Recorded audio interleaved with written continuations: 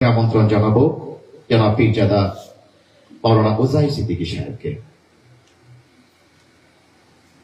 নারে তাকবীর, নারে তাকবীর।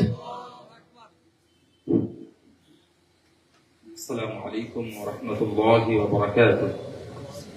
আলহামদুলিল্লাহ والصلاة والسلام على رسول الله أما بعد فأعوذ بالله من الشيطان الرجيم بسم الله الرحمن الرحيم إن الله وملائكته يصلون على النبي يا أيها الذين آمنوا صلوا عليه وسلموا تسليما اللهم صل على سيدنا حبيبنا نبينا شفيعنا مولانا محمد وعلى آله وأصحابه وبارك وسلم قال النبي صلى الله عليه وسلم تابعوا بين الحج والعمرة فإنهما ينفيان الفقر والذنوب كما ينفي الكير خبث الحديد والذهب والفضة وليس للحج المبرور جزاء إلا الجنة আজকে জমিয়াতে উলামায়ে বাংলার এই গুরুত্বপূর্ণ অনুষ্ঠানে উপস্থিত হতে পেরে আমি নিজেকে ধন্য মনে করছি। আজকে এখানে মঞ্চে উপস্থিত আমার পীরজাদা ভাইয়েরা, আমার ভাইজানেরা, আমার বড় ভাইয়েরা, গণ্যমান্য ব্যক্তিবর্গ, আলেম উলামাগণ এবং বিশেষ করে আল্লাহ রাব্বুল আলামিনের কাবার মেহমান, মসজিদুন নববী শরীফে রাসূলুল্লাহ সাল্লাল্লাহু আলাইহি ওয়াসাল্লামের দরবারের মেহমান সকলকে আমি আমার অন্তরস্থল থেকে ধন্যবাদ জ্ঞাপন করি, আপনাদের সকলকে শুকরিয়া আদায় করি। আল্লাহ রাসূল আল্লাহ হাবিব সাল্লাল্লাহু আলাইহি ওয়াসাল্লাম বলেছেন যে তাবিউ বাইনাল হজ্জ ওয়াল উমরা, তোমরা বারবার হজ এবং উমরা আদায় করো। তার কারণ ফাইন্নাহুমা ইউনফিয়ানিল ফাকর ওয়াল যুনুব, কারণ হজ এবং উমরা তোমাদের মধ্যে থেকে দুটো জিনিসকে নষ্ট করে দেয়। প্রথম হলো দারিদ্র, দ্বিতীয় হলো গুনাহ। যদি একজন ব্যক্তি বারবার হজ করে, বারবার উমরা করে, আল্লাহ তাআলা তাদের জিন্দেগি থেকে দুটো জিনিসকে শেষ করে দেন। এক হলো দারিদ্র, গরিবি, আর দুই হলো গুনাহ।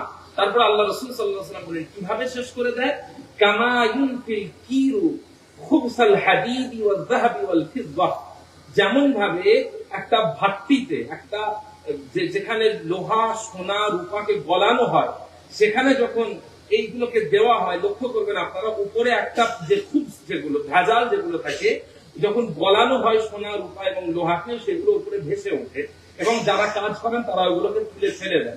আল্লাহ রাসূল সাল্লাল্লাহু আলাইহি ওয়াসাল্লাম বললেন যেভাবে সোনা, রূপা এবং লোহা থেকে খুবসগুলোকে, ভেজালগুলোকে তুলে ফেলে দেওয়া হয় তাকে গলানোর মাধ্যমে, হজ এবং উমরার মাধ্যমে ঠিক আল্লাহ তাআলা মানুষের জিন্দেগি থেকে দারিদ্র এবং গুনাহকে ঠিক ওইভাবে তুলে ফেলে দেন। এবং শেষে আল্লাহ রাসূল সাল্লাল্লাহু আলাইহি ওয়াসাল্লাম বললেন ওয়ালাইসা লিল হজ্জিল মাবরুরি জাযাউন ইল্লাল জান্নাহ, এবং কবুল হয়ে যাওয়া, মকবুল হয়ে যাওয়া মাবরুর হজের বদলা জান্নাত ছাড়া আর কিছুই নেই। তো আজকে এখানে হাজী সাহেবদের যে সংবর্ধনা দেওয়া হচ্ছে, এটা নতুন কিছু নয়, বরং সালফে সালেহিনের জামানা থেকে, বহু পূর্ব থেকে হাজীদেরকে, মুতামির এবং আলহাজ যারা থাকেন তাদেরকে সবসময়তেই গুরুত্ব দেওয়া হয়েছে। আমি এখানে দাদা হুজুর পীর কেবলা রাহমাতুল্লাহ আলাইহির হজ যাত্রার কথা বললেন আমার পীরজাদা হযরত মাওলানা মুহাম্মদ সাওবান সিদ্দিকী ভাইজান, আমি ওই প্রসঙ্গটায় আসবো, তার আগে আরেকটু আগে যাই। হযরত সৈয়দ আহমদ বিন ইরফান শহীদ আল বারলভী রাহমাতুল্লাহ আলাইহি, যিনি দাদা হুজুর পীর কেবলা রাহমাতুল্লাহ আলাইহির পিরানে পীর ছিলেন, 1201 হিজরিতে জন্মগ্রহণ করেছিলেন। তার পূর্বে ভারতবর্ষে হজ বন্ধ করে দেওয়া হয়েছিল সামাজিক ভাবে। তার কারণ আল্লাহ রাব্বুল আলামিন কুরআন শরীফের মধ্যে বলেছেন যে মান ইসতাতা ইলাইহি সাবিলা, তোমাদের মধ্যে থেকে যারা হজ করতে পারবে তারা হজে যাও। ভারতবর্ষের সেই সময় কালচার এসে গিয়েছিল যে আমরা হজ করতে যেতে পারবো না, জাহাজে যেতে হবে, জানের খতরা, বিপদ আছে, আমরা হজে যেতে পারবো না। সামাজিক ভাবে আমাদের ভারতবর্ষের মুসলমানেরা হজকে বন্ধ করে দিয়েছিল। আহমদ বিন ইরফান শহীদ রাহমাতুল্লাহ আলাইহি তার বর্ণাঢ্য কর্মময় জীবনে শুরুয়াতটা হয়েছিল একটা সামাজিক হজ, যে হজে তিনি হাজার হাজার হাজীদেরকে সাথে করে নিয়ে তিনি একত্রিত করে হজে গিয়েছিলেন, যাতে ভারতবর্ষের বুকে আবার হজকে নরমালাইজ করা যায়, সমাজে আবার যাতে হজকে ফিরিয়ে আনা যায়। বড় ভাইজান হুজুর কেবলা বললেন, দাদা হুজুর পীর কেবলা রাহমাতুল্লাহ মুজাদ্দিদুজ জামান রাহমাতুল্লাহ আলাইহির হজের কথা, যে মানুষ 6 আনা, 12 আনা, 8 আনা দিয়ে হজে গেছে। মুজাদ্দিদুজ জামান রাহমাতুল্লাহ আলাইহি নিজের টাকা খরচ করে তিনি এই হজ যাত্রাকে বাস্তবায়ন করেছিলেন। কেন করেছিলেন? যাতে এই হজকে আবার সমাজে নরমালাইজ করা যায়, সমাজে ব্যাপকভাবে প্রচার প্রসার করা যায়। তার কারণ হজ হচ্ছে শাআইরুল্লাহ। আল্লাহ তাআলা কোরআনে বলছেন, ইন্না সাফা ওয়াল মারওয়াতা মিন শাআইরিল্লাহ। হজ, সাফা এবং মারওয়া হচ্ছে আল্লাহ তাআলার নিদর্শন। শুধু সাফা মারওয়া নয়, কাবা শরীফ আল্লাহ তাআলার নিদর্শন, মুজদালিফা আল্লাহ তাআলার নিদর্শন, আরাফাত আল্লাহ তাআলার নিদর্শন, জাবলে রাহমাত আল্লাহ তাআলার নিদর্শন, এবং অনেক বড় নিদর্শন হচ্ছে রাসূলুল্লাহ সাল্লাল্লাহু আলাইহি ওয়াসাল্লামের রওজা মুবারক। সুবহানাল্লাহ, নারে তাকবীর, নারে তাকবীর।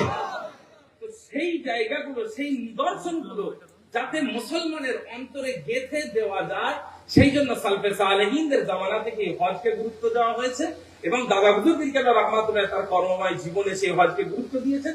এবং আজও জমিয়তে উলামায়ে বাংলা সহ আমাদের অন্যান্য শুধুমাত্র ভাইজান করছেন তা নয়, সকলে মিলে আমরা হজকে গুরুত্ব দিই, উমরাকে গুরুত্ব দিই। এটাকে আমরা প্রমোট করি যাতে আল্লাহর শাআইর মানুষের অন্তরের মধ্যে পৌঁছে যায়। এটা হচ্ছে আমার একটা কথা। আরেকটা কথা আমি সংক্ষেপে বলবো, বেশি সময় নেব না।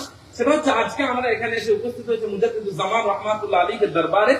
আমি প্রথমেই ছাদে আসলাম এবং এসে যখন দাদা হুজুর পীর কেবলা রাহমাতুল্লাহ রওজা মুবারক দেখতে পাচ্ছিলাম, যেন আমার মনে হচ্ছিল, কল্পনায় যেন, যে তিনি আমাদেরকে আগলে রেখেছেন।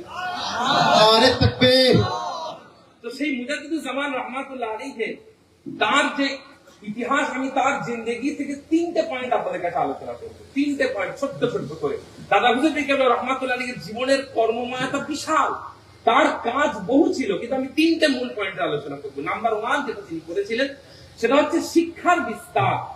মুজাদ্দিদুজ্জামান রাহমাতুল্লাহ আলাইহি, আমার বড় ভাইজান সানাউল্লাহ সিদ্দিকী ভাইজান বললেন যে তখন বাংলা ভাষায় ফতোয়া লেখা, বাংলা ভাষায় কিতাব পড়া, বাংলা ভাষাতে কোরআনের ব্যাখ্যা হবে, এগুলো অকল্পনীয় ছিল। মুজাদ্দিদুজ্জামান রাহমাতুল্লাহ আলাইহি লড়াই করে তার জিন্দেগিতে 2000-এর বেশি বাংলা কিতাব লেখা হয়েছিল এবং 30টারও বেশি বাংলা পত্রিকার তিনি পৃষ্ঠপোষকতা করেছেন। সুবহানাল্লাহ, নারে তাকবীর। মাশাআল্লাহ, এটা মাশাআল্লাহ। যেমন একটা তার অবদান ছিল, অপরদিকে তার আরেকটা গুরুত্বপূর্ণ অবদান ছিল মাদ্রাসা প্রতিষ্ঠা। শুনলে অবাক হয়ে যাবেন, একজন মানুষ, আমরা আমাদের সারা জীবন মেহনত করে একটা মাদ্রাসা দাঁড় করাতে পারি না। মুজাদ্দিদুজ্জামান রাহমাতুল্লাহ আলাইহি তার জীবনের জিন্দেগির লড়াইয়ে একটা দুটো নয়, 700 মাদ্রাসা প্রতিষ্ঠিত করেছেন। সুবহানাল্লাহ, নারে তাকবীর। তার অনেক বড় আরেকটা অবদান ছিল যে প্রত্যেকটা মাদ্রাসার মধ্যে, যতগুলো মাদ্রাসা আছে সমস্ত মাদ্রাসার মধ্যে এমন একটা কানেকশন তৈরি করা যাতে বাংলাদেশের যে প্রত্যন্ত অঞ্চলের মাদ্রাসা থেকে পড়ুয়া একটা ছাত্র যেন এসে কলকাতা আলিয়াতে এসে সে যেন ভর্তি হতে পারে, এমন একটা কানেকশন যে পশ্চিমবঙ্গের যে কোনো মাদ্রাসার ছাত্র অন্য যে কোনো মাদ্রাসায় গিয়ে উচ্চ পড়াশোনা করতে পারে। এর জন্য যে চ্যানেল দরকার, এই চ্যানেলটা তৈরি করার ক্ষেত্রে মুজাদ্দিদুজ্জামান রাহমাতুল্লাহ আলাইহির অনেক বড় একটা ভূমিকা ছিল। এটা হলো দাদা হুজুর পীর কেবলা রাহমাতুল্লাহ আলাইহির জিন্দেগির একটা শিক্ষা বিস্তারের কাজ। শুধু তাই নয়, তিনি শুধুমাত্র বাংলায় শিক্ষা বিস্তারের কাজ নয়, এখানে আলোচনা হলো যে আমার ভাইজান বললেন বাদাখশান পর্যন্ত, বুখারা পর্যন্ত, মক্কা শরীফ পর্যন্ত, মদিনা শরীফ পর্যন্ত ইসলামের আলো পৌঁছে গিয়েছিল। শুধু তাই নয়, দাদা হুজুর পীর কেবলা রাহমাতুল্লাহ আলাইহির বিশিষ্ট একজন খলিফা ছিলেন। সেই খলিফা হচ্ছেন হযরত সুফি সদরুদ্দিন সাহেব রাহমাতুল্লাহ আলাইহি। শুনলে অবাক হয়ে যাবেন, তিনি মায়ানমার এবং চীনে পর্যন্ত গিয়ে দাদা হুজুর পীর কেবলার সিলসিলার প্রচার এবং ইসলামের প্রচার করেছেন। এতটা যত সম্ভব বিস্তার অর্জন করা সম্ভব ছিল দাদা হুজুর রাহমাতুল্লাহ শিক্ষার ক্ষেত্রে সেটা করেছিলেন। দ্বিতীয় নাম্বার জিনিস, আরেকটা দাদা হুজুর রাহমাতুল্লাহর জিন্দেগির গুরুত্বপূর্ণ অংশ, সেটা হচ্ছে কি ইলমে তাসাউফের প্রচার। আমরা সকলে জানি মুস্তাফা মাদানী রাহমাতুল্লাহ আলাইহি আমাদের পূর্বপুরুষ ছিলেন। মুস্তাফা বাঙালি রাহমাতুল্লাহ আলাইহি বলা হয়, মুস্তাফা মাদানী রাহমাতুল্লাহ আলাইহি বলা হয়। হযরত মুস্তাফা মাদানী রাহমাতুল্লাহ আলাইহির পীর ছিলেন হযরত মাসুম রাব্বানী রাহমাতুল্লাহ আলাইহি, এবং মাসুম রাব্বানী রাহমাতুল্লাহ আলাইহির যে মাকতুবাত আছে সেখানে মুস্তাফা মাদানী রাহমাতুল্লাহ আলাইহিকে লেখা বিভিন্ন চিঠি সেখানে আছে। সেই চিঠিতে তিনি মুস্তাফা মাদানী রাহমাতুল্লাহকে মুস্তাফা বাঙালি রাহমাতুল্লাহ আলাইহি বলেছেন। তো এই মুস্তাফা বাঙালি রাহমাতুল্লাহ আলাইহি বা মুস্তাফা মাদানী রাহমাতুল্লাহ আলাইহি তার মাধ্যমে এই বাংলার বুকে নকশবন্দিয়া তরিকা এবং মুজাদ্দিদিয়া তরিকার বিশাল প্রচার করেছিল এবং সেই ধারাকে অব্যাহত রেখেছিলেন মুজাদ্দিদুজ্জামান রাহমাতুল্লাহ আলাইহি। তিনি শুধুমাত্র নকশবন্দিয়া এবং মুজাদ্দিদিয়া নয়, তার সাথে সাথে চিশতিয়া এবং কাদেরিয়া, যেটা আমাদের ভারতবর্ষের বুকে খুব গুরুত্বপূর্ণ দুটো সুফি অর্ডার। মোট আমাদের ভারতবর্ষে বলা যেতে পারে 5টা সব থেকে বড় সুফি অর্ডার ছিল, সব থেকে বড় 5টা তরিকা ছিল। চিশতিয়া, সোহরাওয়ার্দিয়া সব থেকে প্রাচীন, তারপরে হচ্ছে কাদেরিয়া, তারপরে নকশবন্দিয়া, তারপরে নকশবন্দিয়া মুজাদ্দিদিয়া। এই যে তরিকাগুলো দাদা হুজুর পীর কেবলা রহমাতুল্লাহ ব্যাপকভাবে প্রচার করেছিলেন, বিভিন্ন জায়গাতে তিনি জিকরের মাজলিস করেছিলেন। আজকে আমার বলতে গর্ব হয় যে আমাদের জমিয়তে উলামায়ে বাংলার সভাপতি জনাব পীর আল্লামা মুফতি ইমরান বিন সুদ্দিন সিদ্দিকী ভাইজান হুজুর কেবলা, তিনি অত্যন্ত ডেডিকেশনের সাথে, অত্যন্ত আত্মত্যাগের সাথে বিভিন্ন জায়গায় গিয়ে, বিভিন্ন এলাকাতে গিয়ে যেমন জিকরের মাজলিস করাচ্ছেন, প্রতি মাসে মাসে ফুরফুরা দরবার শরীফ জিকরের মাজলিস করাচ্ছেন। এটা শুধুমাত্র আজকের এই প্রচেষ্টা নয়, বরং রাসূলুল্লাহ সাল্লাল্লাহু আলাইহি ওয়াসাল্লামের পর থেকে নিয়ে এই পর্যন্ত ইসলামের যে লিগ্যাসি আছে সেটাকে ধরে রাখার একটা মাধ্যম হলো এই জিকরের মাজলিস। সুবহানাল্লাহ, সুবহানাল্লাহ। এটা একটা খেদমত। তার সাথে সাথে আল্লামা রুহুল আমিন সাহেব রাহমাতুল্লাহকে দিয়ে, তারপরে সুফি নিসারউদ্দিন আহমেদ সাহেব রাহমাতুল্লাহকে দিয়ে, হযরত সুফি সদরুদ্দিন সাহেব রাহমাতুল্লাহকে দিয়ে, এইভাবে করে তিনি লক্ষ্য করা গেছে যে সারা বাংলা আসামের বুকে, অখণ্ড বাংলা আসামের বুকে তিনি দাদা হুজুর পীরদের সিলসিলা এবং 4 তরিকা তিনি খেদমত করেছেন। আমার একটা ছোট্ট কথা মনে পড়ে যায়, এই ভারতবর্ষের বুকে সর্বপ্রথম খুব প্রসিদ্ধ সুফি হচ্ছেন হযরতে খাজা মাইনুদ্দিন চিশতি আজমিরি রাহমাতুল্লাহ আলাইহি। কিন্তু প্যান ইন্ডিয়াতে তথা পুরো ভারতীয় উপমহাদেশের বুকে যদি তাসাউফকে প্রচার করতে হয়, এই প্রচার প্রসারে কিন্তু সবথেকে বড় ভূমিকা হযরতে খাজা মাইনুদ্দিন চিশতি রাহমাতুল্লাহ আলাইহি ছিল না, বরং ছিল কার? হযরতে খাজা নিজামউদ্দিন আউলিয়া রাহমাতুল্লাহ আলাইহি। তার কারণ তিনি গোটা ভারতবর্ষ উপমহাদেশের বুকে 700 খলিফা পাঠিয়েছিলেন। ওই 700 খলিফা সারা ভারতবর্ষের, আজ আমাদের বাংলার পৌরে আছেন হযরত আকিস সিরাজউদ্দিন আউফি রাহমাতুল্লাহ আলাইহি, বা এরকম আরো বিভিন্ন জায়গাতে তিনি খলিফা পাঠিয়ে প্রত্যেকটা ভারতবর্ষের কোণে কোণে সিলসিলাকে এবং ইলমে তরিকাকে পৌঁছে দিয়েছিলেন। ঠিক একইভাবে একই কাজ করেছিলেন মুজাদ্দিদুজ জামান রাহমাতুল্লাহ আলাইহি। তিনি আমভাবে সকলকে খলিফা করে হাজার হাজার খলিফা বানিয়ে তিনি বাংলার মধ্যে ছড়িয়ে দিয়ে সিলসিলাকে, তরিকাকে তিনি আম মানুষের কাছে নিয়ে পৌঁছেছেন। এটা দাদা হুজুর রাহমাতুল্লাহ আলাইহির তরিকাতের ক্ষেত্রে একটা ভূমিকা ছিল। 3 নম্বরে আরেকটা ছোট্ট ভূমিকার কথা বলে আমি শেষ করব, সেটা হচ্ছে দাদা হুজুর পীর কেবলা রহমাতুল্লাহ আলাইহির জিন্দেগীর একটা খুব গুরুত্বপূর্ণ কাজ ছিল মুসলিমদের মাঝে ঐক্য সাধন করা। এই জন্য তিনি বিভিন্ন সংগঠন করেছেন। আজকে আপনাকে একটা কথা বললে আপনারা চমকে যাবেন।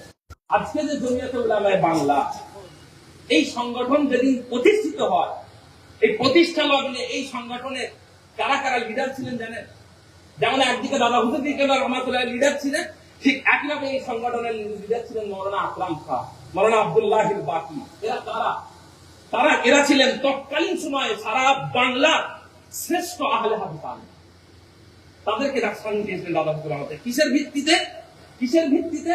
না মুসলিম ঐক্যের ভিত্তিতে। পরবর্তীকালে শুনলে অবাক হবেন, মৌলানা আকরাম খাঁ তার কিতাবের মধ্যে দাদা হুজুর রহমাতুল্লাহ বহু সমালোচনা করেছেন, কিন্তু তার মুহাম্মাদি পত্রিকা বন্ধ হয়ে গেল, পয়সার অভাবে চললো না। মুজাদ্দিদুজ জামান রাহমাতুল্লাহর কাছে আসলেন, তিনি নিজের পকেট থেকে পয়সা বের করলেন, বাংলার মানুষকে বললেন তোমরা মুহাম্মাদি পত্রিকা পড়ো। সেখানে যে ইলমি যে খেয়ানত গুলো আছে, দাদা হুজুর রহমাতুল্লাহ সিলসিলার বিরুদ্ধে যে কথাগুলো আছে, আল্লামা রুহুল আমিন সাহেব রাহমাতুল্লাহকে বললেন তুমি সেগুলোর ইলমি সমালোচনা করো, একাডেমিক সেগুলোর বিশ্লেষণ করো, কিন্তু একটা ইসলামিক পত্রিকাকে বন্ধ করতে দেওয়া যাবে না। এই যে মুসলিম ঐক্য আমাদের জিন্দেগিতে অনেক বেশি দরকার। দাদা হুজুর রহমাতুল্লাহ যে উদার মানসিকতার পরিচয় দিয়েছিলেন, এই উদার মানসিকতা থেকে আমাদের অনেক বড় শিক্ষা নেওয়ার দরকার আছে। আজকে জমিয়তে উলামায়ে বাংলা সেটা আমাদের সিলসিলার মধ্যে এসে থেকেছে, আমাদের সিলসিলার মানুষ এটাকে নেতৃত্ব দিচ্ছে। বাংলার বুকে বিভিন্ন এখান থেকে ওখান থেকে বিভিন্ন সংগঠন তৈরি হচ্ছে। এর কারণ কি? এর কারণ হলো বহু মানুষের উদারতার অভাব আছে। কিন্তু এই সিলসিলা দাদা হুজুর রহমাতুল্লাহ বঙ্গের সমস্ত শ্রেণীর আলেমকে নিয়ে করতে চেয়েছিলেন, এই দলটা তৈরি করতে চেয়েছিলেন, কিন্তু আজকে এখানে এসে থেকেছে। তার কারণ আমার মনে হয় অন্যদের উদারতার অভাব ছিল। মুজাদ্দিদুজ জামান রাহমাতুল্লাহ যে উদারতা দেখিয়েছিলেন সেটা গ্রহণ করতে তারা পারেননি, সেই জন্য আজকে এই অবস্থা। যাই হোক, এখানে আমি শেষ করব। আমাদের জিন্দেগিতে এই 3টে লক্ষ্য মনে রাখতে হবে: শিক্ষার উন্নতি, তাসাউফের উন্নতি এবং ঐক্যের উন্নতি।